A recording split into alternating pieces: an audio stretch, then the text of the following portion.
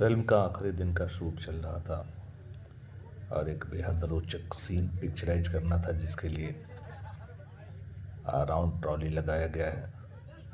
नायिका ऋचा दीक्षित और नायक विक्रांत सिंह, इनके बीच काफ़ी नोक झोंक वाला सीन पिक्चराइज करना था और फिल्म के अंदर वो सीन भी बहुत काफ़ी इंटरेस्टिंग बना है। यह फिल्म 67 बहु रुपया यूट्यूब पे अवेलेबल है। तो सीन के पहले की तैयारी है पूरी। आज शूटिंग का आखिरी दिन है और एक बेहद रोचक सीन पिक्चराइज करना है फिल्म के नायक विक्रांत सिंह और नायिका ऋचा दीक्षित के ऊपर। ये सीन काफ़ी इंटरेस्टिंग है जो कि फिल्म के अंदर बहुत ही रोचक बन पड़ा है। फिल्म का नाम है सास अठंडी बहु रुपया। देखिए कैसे तैयारी चल रही है। मेकअप आर्टिस्ट अपना काम कर चुके हैं और कैमरे को प्लेसमेंट किया जा चुका है।